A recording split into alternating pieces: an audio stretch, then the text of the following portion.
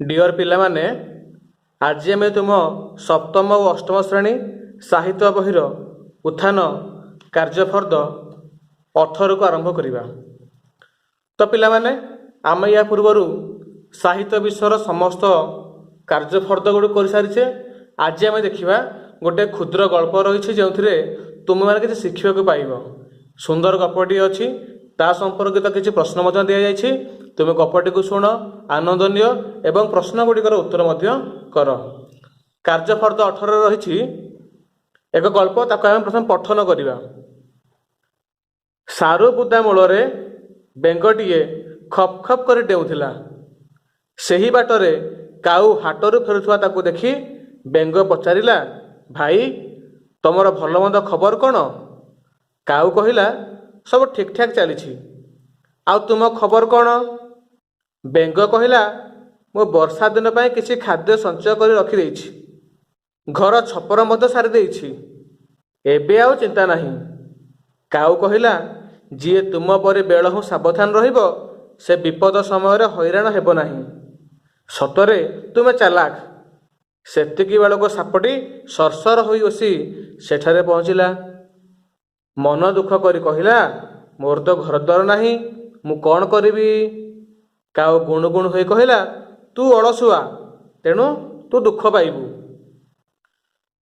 देखिबा सारू बुदा मूल बेंगटीए खप खप कर डेउथिला। पिले देखा कहल बेंग केमती डिए? हाँ, बेंग खप खप कर डिए। आमे जानिचे साधारणतः बेंग माने सारू गछ मूल बास करती रुहती। सेही बाटरे काऊ हाटरू फेरुला ताकू देखी बेंग पचारिला, भाई तमर भल मंद खबर कौन? तो बेंग देखिला काहाकू? काऊ को। काऊ से कौटू आसला? हाटरू फेरुला। ताकू देखी बेंग पचारिला, भाई तुमर भल मंद खबर कौन?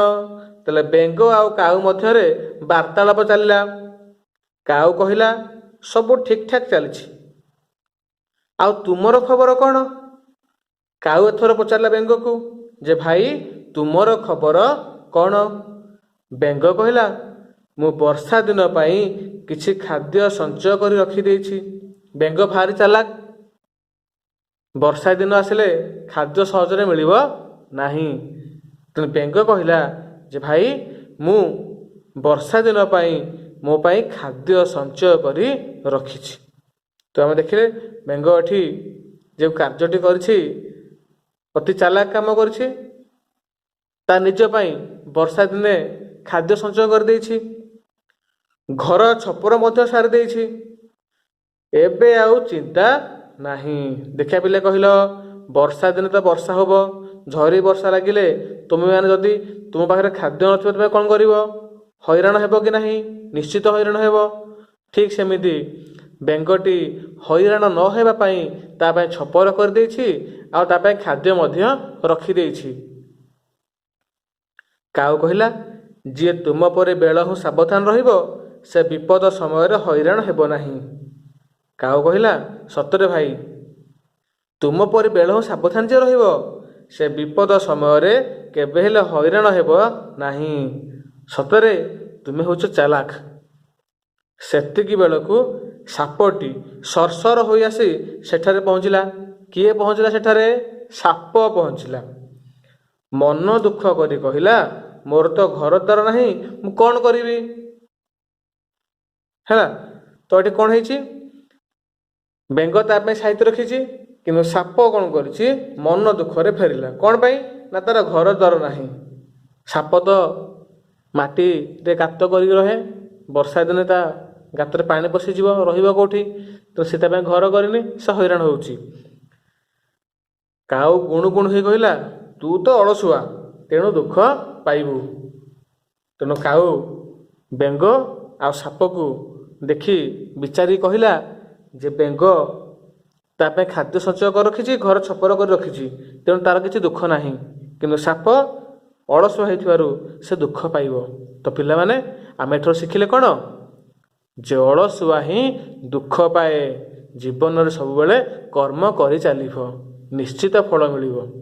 तो ये गपटी आमे এই ଅନୁଚ୍ଛେଦର ଥିବା ପ୍ରଶ୍ନ ଉତ୍ତର ଗୁଡ଼ିକ ଏବେ ଆଲୋଚନା କରିବା।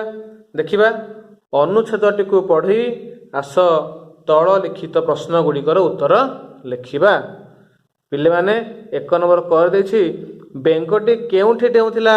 କହିଲ ପିଲାମାନେ, ବେଙ୍ଗଟି କେଉଁଠି ଡେଉଁଥିଲା? ହଁ, ବେଙ୍ଗଟି ସାରୁ ବୁଦା ମୂଳରେ ଖପ୍ ଖପ୍ କରି ଡେଉଁଥିଲା। ଖ, କାଉ କେଉଁଠାରୁ ଫେରୁଥିଲା? ହଁ, କାଉ ହାଟରୁ ଫେରୁଥିଲା। ଗ, ବର୍ଷା ଦିନ ପାଇଁ ବେଙ୍ଗ କ'ଣ କରିଥିଲା?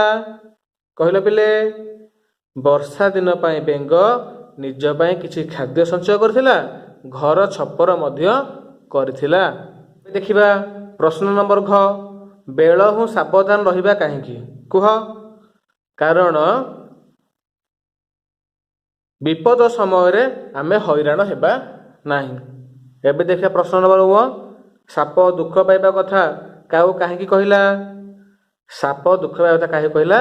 ଯେ ଯିଏ ଅଳସୁଆ ସିଏ ନିଶ୍ଚୟ ଦୁଃଖ ପାଇବ। ଏଇ ଥିଲା ଆମର 1 ନମ୍ବର। ଏବେ ଆମେ ଯିବା ପ୍ରଶ୍ନ ନମ୍ବର 2କୁ। ତ ପିଲେ ପ୍ରଶ୍ନ ନମ୍ବର 2ରେ ଅଛି କ'ଣ? ଶବ୍ଦ ଗୁଡ଼ିକର ବିପରୀତ ଅର୍ଥବୋଧକ ଶବ୍ଦ ଲେଖିବା, ଅର୍ଥାତ୍ ବିପରୀତ ଅର୍ଥ ଲେଖିବା। ଯେପରି ବାପା ମା, ଛୋଟ ବଡ଼। ଠିକ୍ ସେହିପରି ଆମେ ଏହି ପ୍ରଶ୍ନ ଗୁଡ଼ିକର ଉତ୍ତରକୁ କରିବା। ଦେଇଛି ବାଟ, ବାଟର ବିପରୀତ ଅବାଟ। ଦିନ, ଦିନର ରାତି। ଚିନ୍ତା, ଚିନ୍ତାର ଅଚିନ୍ତା। ସତ, ସତର ମିଛ। ଭଲ, ଭଲର ମନ୍ଦ ବା ଖରାପ। ଖାଦ୍ୟ, ଅଖାଦ୍ୟ। ସାବଧାନ, ଅସାବଧାନ। ଚାଲାକ, ମୂର୍ଖ। ଠିକ୍, ଭୁଲ। ସଞ୍ଚୟ, ବ୍ୟୟ। ବିପଦ, ନିରାପଦ। ମୂଳ, ଅଗ୍ର। ଏବେ ଦେଖିବା ପ୍ରଶ୍ନ ନମ୍ବର 3। ଗପଟିକୁ ପଢ଼ି ସେଥିରେ ଥିବା ଯୋଡ଼ି ଶବ୍ଦ ଗୁଡ଼ିକୁ ଲେଖିବା। ତ ଆମେ ଏବେ ଦେଖିବା କେଉଁ କେଉଁ ଶବ୍ଦ ଗୁଡ଼ିକ ସବୁ ଯୋଡ଼ି ଶବ୍ଦ। ଚାଲ ଆମେ ଗପକୁ ଯିବା।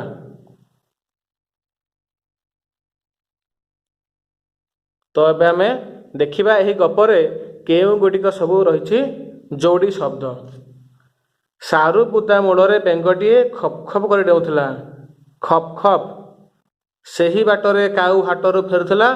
ତାକୁ ଦେଖି ବେଙ୍ଗ ପଚାରିଲା, ଭାଇ ତମର ଭଲ ମନ୍ଦ ଖବର କ'ଣ? ଭଲ ମନ୍ଦ? କାଉ କହିଲା, ସବୁ ଠିକ୍ ଠାକ୍ ଚାଲିଛି। ଠିକ୍ ଠାକ୍। ଆଉ ତୁମ ଖବର କ'ଣ? ବେଙ୍ଗ କହିଲା, ମୁଁ ବର୍ଷା ଦିନ ପାଇଁ କିଛି ଖାଦ୍ୟ ସଞ୍ଚୟ କରି ରଖିଦେଇଛି, ଘର ଛପର ମଧ୍ୟ ସାରି ଦେଇଛି, ଏବେ ଆଉ ଚିନ୍ତା ନାହିଁ। କାଉ କହିଲା, ଯିଏ ତୁମ ପରି ବେଳହୁଁ ସାବଧାନ ରହିବ ସେ ବିପଦ ସମୟରେ ହଇରାଣ ହେବ ନାହିଁ। ସତରେ ତୁମେ ଚାଲାକ। ସେତିକି ବେଳକୁ ସାପଟି ସରସର ହୋଇ ଆସି ସେଠାରେ ପହଞ୍ଚିଲା। ମନ ଦୁଃଖ କରି କହିଲା, ମୋର ତ ଘର ଦ୍ୱାର ନାହିଁ। ଘର ଦ୍ୱାର? କାଉ ଗୁଣୁ ଗୁଣୁ ହୋଇ କହିଲା, ତୁ ତ ଅଳସୁଆ, ତେଣୁ ଦୁଃଖ ପାଇବୁ। ତ ଏଇଗୁଡ଼ିକ ସବୁ ହେଉଛି କ'ଣ? ଆମର ଯୋଡ଼ି ଶବ୍ଦ।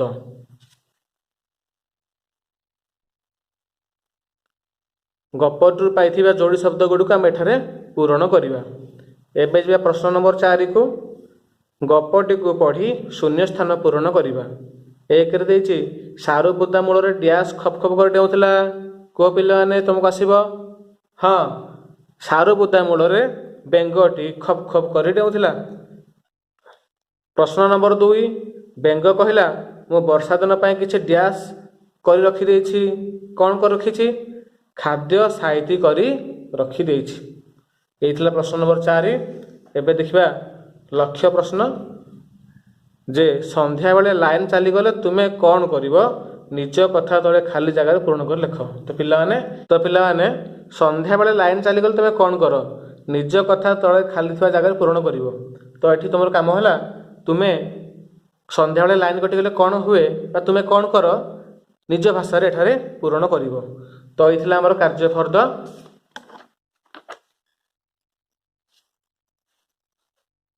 ତ ଏଇ ଥିଲା ଆମର କାର୍ଯ୍ୟଫର୍ଦ୍ଦ 18।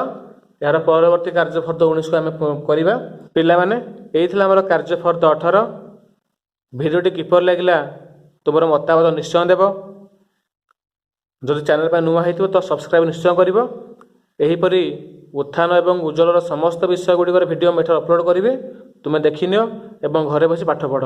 ରହୁଛି, ଧନ୍ୟବାଦ।